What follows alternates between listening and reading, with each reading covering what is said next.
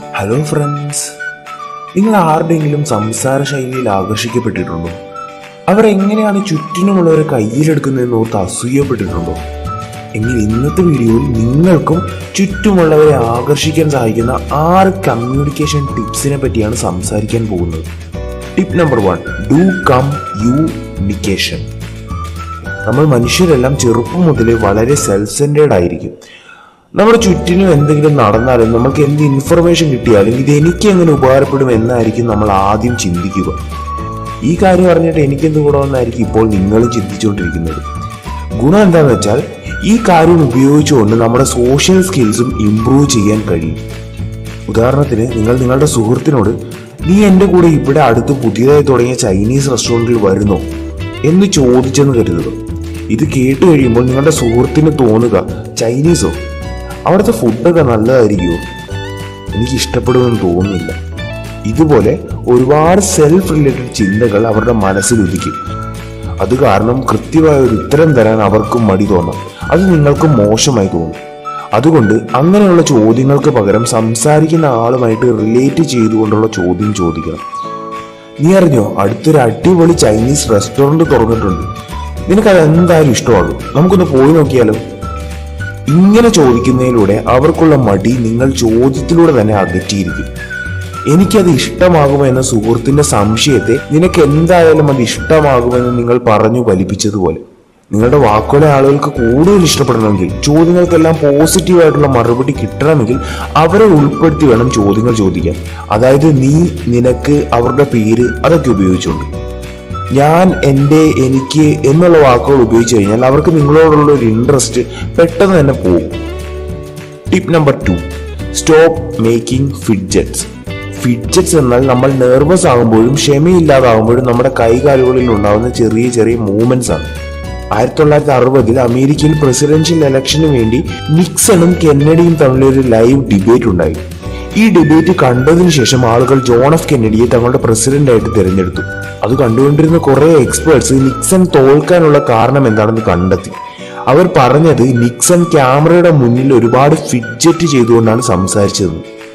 അദ്ദേഹം സംസാരത്തിനിടയിൽ പലതവണ തന്റെ പുരികത്തിൽ കൈവെക്കുന്നുണ്ടായിരുന്നു. ഇതുകാരണം ആളുകൾക്ക് അദ്ദേഹം വിശ്വസിക്കാൻ കൊള്ളാത്തവനാണെന്നും അൺഇൻഫ്ലുവൻഷ്യൽ ആയിട്ടുള്ള വ്യക്തിയാണെന്നും ഒരു തോന്നലുണ്ടായി. നമ്മുടെ ബോഡി ലാംഗ്വേജ് ആളുകളെ കോൺഷ്യസ്ലി ഒരുപാട് ഇൻഫ്ലുവൻസ് ചെയ്യും. അതുകൊണ്ട് അതിനെപ്പറ്റി ഒരു കംപ്ലീറ്റ് വീഡിയോ തന്നെ ഐ ബട്ടണിൽ ഇട്ടിട്ടുണ്ട്. ആളുകൾ കള്ളം പറയുമ്പോൾ അവർ വളരെ വേഗം തന്നെ അവരുടെ ബോഡി ലാംഗ്വേജ് ചേഞ്ച് ചെയ്യും. അതായത് ഐ കോണ്ടാക്ട് ചെയ്യാതിരിക്കുക, മുഖം കൈകൊണ്ട് മറയ്ക്കുക, തന്റെ പുരികത്തിൽ കൈകൊണ്ട് തൊടുക, അതൊക്കെ. ഇതൊന്നും 100% അക്യുറേറ്റ് ഒന്നുമല്ല, എങ്കിലും മിക്ക സാഹചര്യങ്ങളും ഇത് ശരിയാകാൻ ഇടയുണ്ട്. മിക്ക ആളുകൾക്കും ഇങ്ങനെ ഫിഡ്ജറ്റ് ചെയ്തുകൊണ്ട് സംസാരിക്കുന്നവരെ തീരെ ഇഷ്ടമാകണമെന്നില്ല. കാരണം ഇങ്ങനെ ചെയ്യുന്നതിലൂടെ അവർ പറയുന്ന കാര്യങ്ങളിൽ നിങ്ങൾക്ക് ഇൻട്രസ്റ്റ് ഇല്ല എന്ന തോന്നലായിരിക്കും അവർക്ക് ഉണ്ടാകുക. അങ്ങനെ ഒരു നെഗറ്റീവ് ഫീലിംഗ് അവരിൽ ഉണ്ടാകും. അതുകൊണ്ട് കഴിയുന്നതും ഒരാളോട് സംസാരിക്കുമ്പോൾ ഫിഡ്ജറ്റ് ചെയ്യുന്നത് കുറയ്ക്കണം. Tip number 3, ignore bloopers. എപ്പോഴൊക്കെയാണ് ഒരു വ്യക്തിക്ക് എന്തെങ്കിലും അബദ്ധം പറ്റുന്നത്, ഉദാഹരണത്തിന് എവിടെയെങ്കിലും തട്ടി വീഴുകയോ അങ്ങനെ എന്തെങ്കിലും, അപ്പോൾ ചുറ്റുമുള്ള മിക്ക ആളുകളും ചിരിക്കാനും കളിയാക്കാനും തുടങ്ങും. ഇനി കുറച്ച് പൊളൈറ്റ് ആയിട്ടുള്ള ആളുകളാണെങ്കിൽ അയ്യോ കുറച്ച് ശ്രദ്ധിക്കണ്ടായിരുന്നോ, പോട്ടെ സാരമില്ല എന്നൊക്കെ പറയും. പക്ഷെ എക്സ്പേർട്സ് ആയിട്ടുള്ള കമ്മ്യൂണിക്കേറ്റേഴ്സ് ഇതിനെക്കാട്ടിലും മികച്ച ഒരു അപ്രോച്ചാണ് എടുക്കുന്നത്. അവരത് പൂർണ്ണമായിട്ടും അവഗണിക്കും. ഉദാഹരണത്തിന്, ഓജർ ഒരു വട്ടം ഒരു റെസ്റ്റോറന്റിൽ തന്റെ ബിസിനസ് സുഹൃത്തുക്കളുമായിട്ട് ഒരു ചർച്ചയിൽ ഏർപ്പെട്ടുകൊണ്ടിരുന്നപ്പോൾ തൊട്ടടുത്ത് നിന്നൊരു വെയിറ്റർ തന്റെ കയ്യിൽ പിടിച്ചുകൊണ്ടിരുന്ന എല്ലാ ഫുഡുമായിട്ട് എവിടെയോ തട്ടി മറിഞ്ഞു വീണു.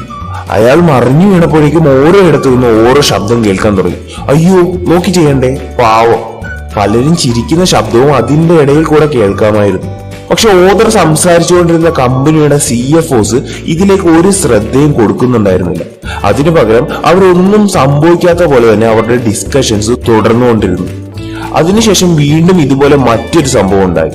എന്നിട്ടും അവർ അതിലേക്ക് ശ്രദ്ധിച്ചില്ല. ഇതുപോലെ എക്സ്പേർട്സ് ആയിട്ടുള്ള കമ്മ്യൂണിക്കേറ്റേഴ്സ് ആർക്കെങ്കിലും എന്തെങ്കിലും അബദ്ധം സംഭവിക്കുമ്പോൾ അവർ ഓൾറെഡി നെഗറ്റീവ് ഫീലിംഗിലാണെന്ന് മനസ്സിലാക്കും. ഇവിടെ നമ്മൾ എന്ത് പറഞ്ഞാലും അവർക്ക് കുറച്ചുകൂടി നെഗറ്റീവായിട്ട് ഫീൽ ചെയ്യുന്നതല്ലാതെ ഗുണമൊന്നും ഉണ്ടാകില്ല.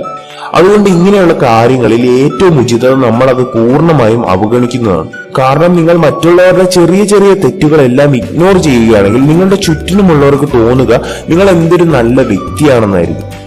അങ്ങനെ ആളുകൾ നിങ്ങളിൽ കൂടുതൽ ആകർഷിക്കപ്പെടും. Tip number 4, പാരറ്റിംഗ്. നിങ്ങൾ ആരോടെങ്കിലും സംസാരിക്കുമ്പോൾ അവരോട് പറയാൻ കൂടുതൽ കാര്യങ്ങൾ കിട്ടാതെ വന്നിട്ടുണ്ടോ? എങ്കിൽ അവിടെയാണ് പാരറ്റിംഗ് എന്ന കമ്മ്യൂണിക്കേഷൻ ടെക്നിക്ക് നിങ്ങൾക്ക് ഉപകാരപ്പെടുന്നത്.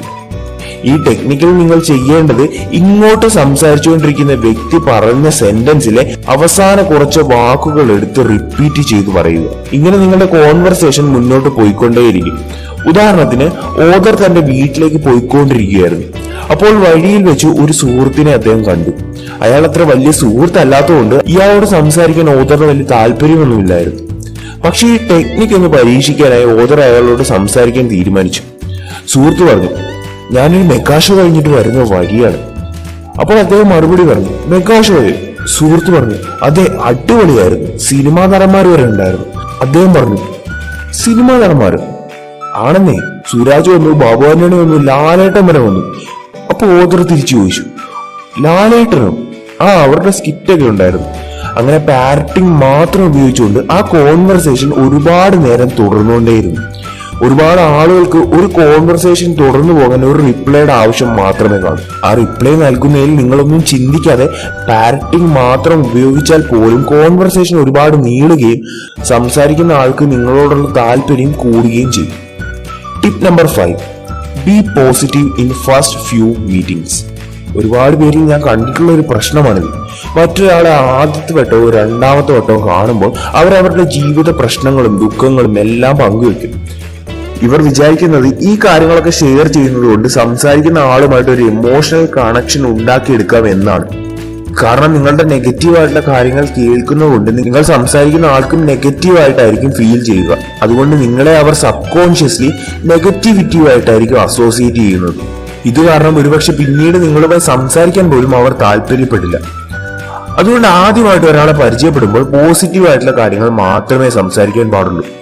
രണ്ടുപേരുടെ ഗോൾസോ പാഷൻസോ ഇൻട്രസ്റ്റോ അങ്ങനെയൊക്കെ. തർക്കങ്ങളും നെഗറ്റീവ് കാര്യങ്ങളും തീർത്തും ഒഴിവാക്കണം. ഇത് നിങ്ങളെ ജീവിതം ആസ്വദിക്കുന്ന ഒരു പോസിറ്റീവ് വ്യക്തിയായിട്ട് മറ്റുള്ളവരുടെ മുന്നിൽ തോന്നിപ്പിക്കും. Tip number 6, master the flooding smile. ഇതുപോലെയുള്ള എല്ലാ വീഡിയോസിലും പറയുന്ന ഒരു കാര്യമായിരിക്കാം ആരെ കണ്ടാലും ഒന്ന് പുഞ്ചിരിച്ച് കാണിക്കുക എന്നത്. കാരണം ജെന്യുവനായി പുഞ്ചിരിക്കുമ്പോൾ മറ്റുള്ളവർക്ക് നമ്മളോട് ഒരു അട്രാക്ഷൻ തോന്നാം. പക്ഷെ മറ്റു വീഡിയോകളിലൊന്നും പറഞ്ഞു തരാത്തൊരു കാര്യമാണ് എങ്ങനെയാണ് ജെന്യുവനായി പുഞ്ചിരിക്കേണ്ടതെന്ന്. ചിലരുടെ പുഞ്ചിരി കണ്ടാൽ തന്നെ അറിയാം അതൊരു ആർട്ടിഫിഷ്യൽ സ്മൈലാണെന്ന്. ഇവിടെയാണ് ഫ്ലഡിംഗ് സ്മൈൽ എന്ന കോൺസെപ്റ്റ് നിങ്ങൾ ഉപയോഗിക്കേണ്ടത്. ഒരു വ്യക്തിയെ കണ്ടുമുട്ടുമ്പോൾ ആദ്യം അവരുടെ മുഖത്തോട്ട് നോക്കണം. എന്നിട്ട് 1-2 സെക്കൻഡ് വെയിറ്റ് ചെയ്തതിന് ശേഷം മാത്രം ഒരു സ്ലോ സ്മൈൽ മുഖത്ത് വരുത്തണം. കാരണം ഇത് നിങ്ങളെ വേഗം പുഞ്ചിരിക്കുന്നതിനേക്കാൾ ജെന്യുവിൻ സ്മൈലായിട്ട് തോന്നിക്കും. ഈ ടിപ്സ് എല്ലാം തന്നെ ഞാൻ how to talk to anyone എന്ന പുസ്തകത്തിൽ നിന്നും എടുത്തിട്ടുള്ളതാണ്. ഇതുകൂടാതെ നിങ്ങളുടെ കമ്മ്യൂണിക്കേഷൻ സ്കിൽസിനെ കൂട്ടാനായിട്ടുള്ള വേറെ 86 ടെക്നിക്സ് ഈ പുസ്തകത്തിൽ പറയുന്നുണ്ട്. ആ ബുക്കിന്റെ ഒരു ഫ്രീ PDF വെർഷൻ താഴെ ഡിസ്ക്രിപ്ഷനിൽ ലിങ്ക് ആയിട്ട് നൽകിയിട്ടുണ്ട്. അത് ആവശ്യമായിട്ടുള്ളവർ ആ ലിങ്കിൽ നിങ്ങളുടെ പേരും ഇമെയിൽ ഐഡിയും നൽകി സബ്മിറ്റ് ബട്ടണിൽ ക്ലിക്ക് ചെയ്യുക. ബുക്ക് നിങ്ങൾ നൽകിയ ഇമെയിലിലേക്ക് ഉടനെ തന്നെ ഞാൻ ഫോർവേഡ് ചെയ്യുന്നതായിരിക്കും. ഇതുപോലുള്ള ഫ്രീ അസറ്റ്സ് കഴിയുന്ന പോലെ എല്ലാ വീഡിയോയിലും ഞാൻ പ്രൊവൈഡ് ചെയ്യാൻ ശ്രമിക്കുന്നുണ്ട്. അതുകൊണ്ട് ഇനിയും ഇതുപോലെയുള്ള ഫ്രീ റിസോഴ്സസ് ലഭിക്കാനായി ചാനൽ സബ്സ്ക്രൈബ് ചെയ്യുക. തൊട്ടടുത്തുള്ള ബെൽ നോട്ടിഫിക്കേഷനും അമർത്തുക.